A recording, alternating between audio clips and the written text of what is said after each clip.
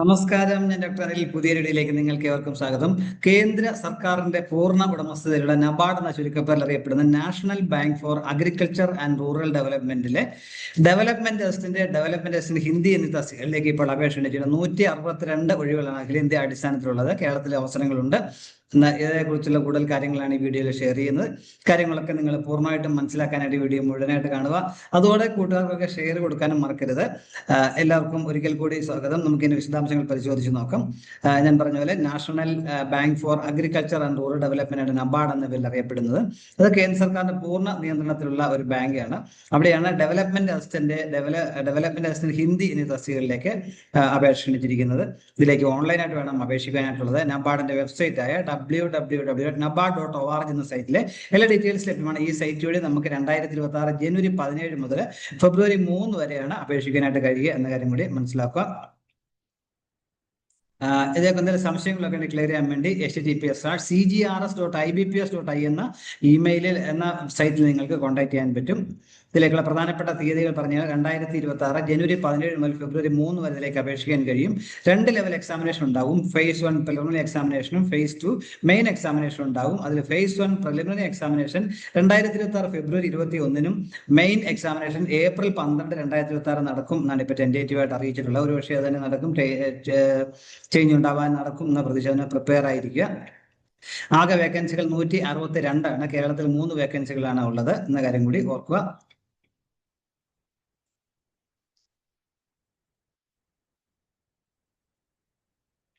ഇതിലേക്ക് റിസർവേഷൻ ആനുകൂല്യങ്ങളൊക്കെ ഉണ്ട്. അപ്പം അതിൽ ഡീറ്റെയിൽഡ് ആയിട്ട് കൊടുത്തിട്ടുണ്ട്. ഓരോ കാറ്റഗറിയിൽ എങ്ങനെയാണ് എന്നുള്ളത് പ്രധാനമായിട്ട് കൊടുത്തിട്ടുണ്ട്.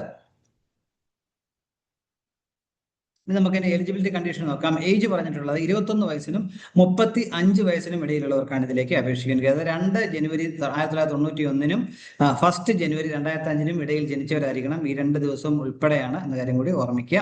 അതുപോലെ എന്നാൽ SC/ST കണ്ടന്റിന് 5 വർഷവും, OBC നോൺ ക്രിമിനൽക്ക് 3 വർഷവും, ഡിസബിലിറ്റി ഉള്ളവർക്ക് 10 വർഷവും, എക്സ് സർവീസ്മെൻമാർക്ക് അവരുടെ സർവീസ് കാലാവധി അനുസരിച്ചും അവർക്കും ഉയർന്ന പ്രായപരിധിയിൽ ഇളവ് ലഭിക്കുന്നതായിരിക്കും.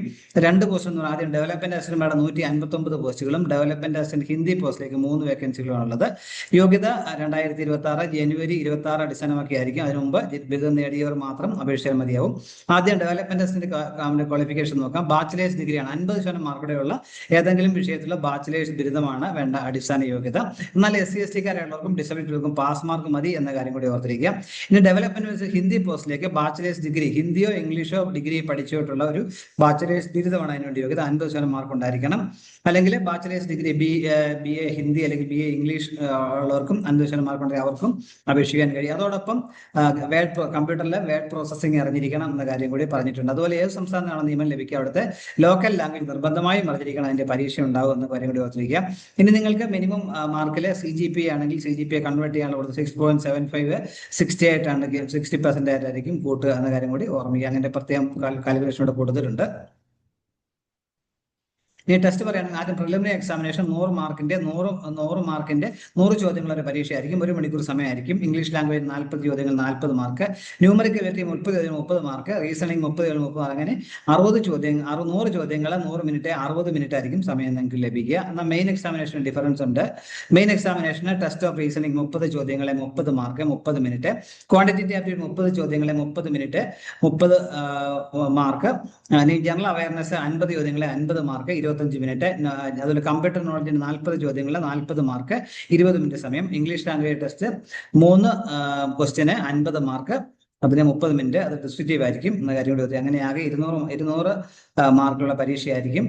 സമയം ഒരു 135 മിനിറ്റ്, 2 മണിക്കൂർ 15 മിനിറ്റ്, 2.25 മണിക്കൂർ സമയം നിങ്ങൾക്ക് അതുകൊണ്ട് ലഭിക്കുന്നതായിരിക്കും.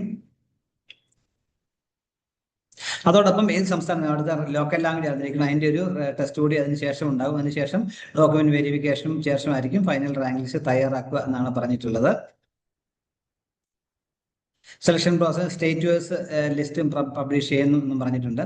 എക്സാമിനേഷൻ സെന്ററിന്റെ കാര്യം ഇവിടെ അപ്പൻഡിക്സിൽ കൊടുത്തിട്ട് നമുക്ക് നോക്കാം.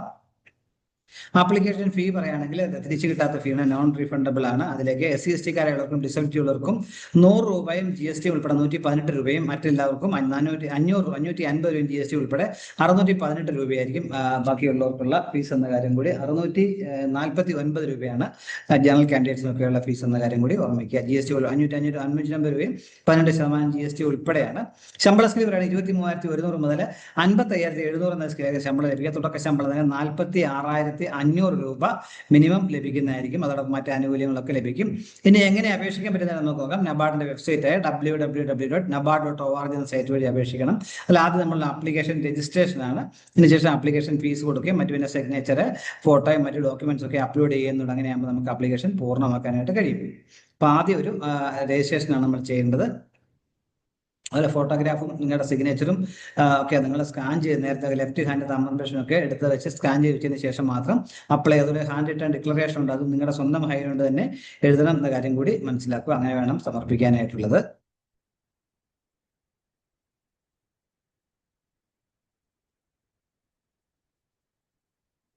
സ്കാൻ ചെയ്യുന്ന ഡീറ്റെയിൽസ് വിശദമായിട്ട് കൊടുത്തിട്ടുണ്ട്, അത് നിങ്ങൾക്ക് നോക്കി മനസ്സിലാക്കാൻ പറ്റും.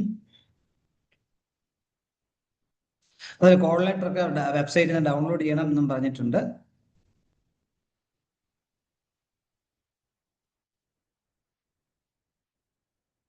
അപ്പൊ ഇതിലേക്ക് താല്പര്യമുള്ളവർ 2026 ഫെബ്രുവരി 3 വരെ ആയിരിക്കും ഓൺലൈനായിട്ട് അപേക്ഷിക്കാൻ കഴിയുക. www.nabard.org എന്ന സൈറ്റ് വഴിയാണ്.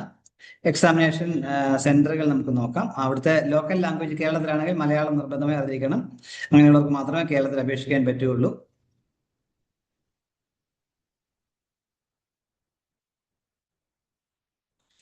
അതുപോലെ പ്രിലിമിനറി എക്സാമിനേഷൻ സെന്ററുകൾ, കേരളത്തിലെ സെന്ററുകൾ പറയുകയാണെങ്കിൽ ആലപ്പുഴ, എറണാകുളം, കണ്ണൂർ, കോട്ടയം, കോഴിക്കോട്, മലപ്പുറം, പാലക്കാട്, തൃശ്ശൂർ, തിരുവനന്തപുരം, കൊല്ലം എന്നീ സെന്ററുകൾ പ്രിലിമിനറി എക്സാമിനേഷൻ ഉണ്ട്. എന്നാൽ മെയിൻ എക്സാമിനേഷൻ അത്രയും സെന്ററുകൾ, എന്നാലും കുറേയധികം സെന്റർ മെയിൻ എക്സാമിനേഷൻ ഉണ്ട്.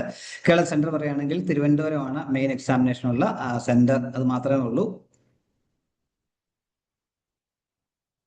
ഇത്രയും കാര്യങ്ങളാണ് എനിക്ക് ഈ വീഡിയോയിൽ ഷെയർ ചെയ്യാനുള്ളത്. ഇത്രയും തന്നെ വീഡിയോ പൂർണ്ണമായും കണ്ട് നന്ദി രേഖപ്പെടുന്നതോടൊപ്പം ഇനിയും ഇതുപോലെ ഇൻഫർമേഷൻസ് ഒക്കെ നിങ്ങളുടെ ചാനൽ സപ്പോർട്ട് ചെയ്യണം, കൂട്ടുകാർക്കൊക്കെ ഷെയർ ചെയ്ത് കൊടുക്കണം. എല്ലാവർക്കും നല്ല കരിയർ ഉണ്ടാകട്ടെ എന്ന് ആശംസിക്കുന്നു. Thank you very much.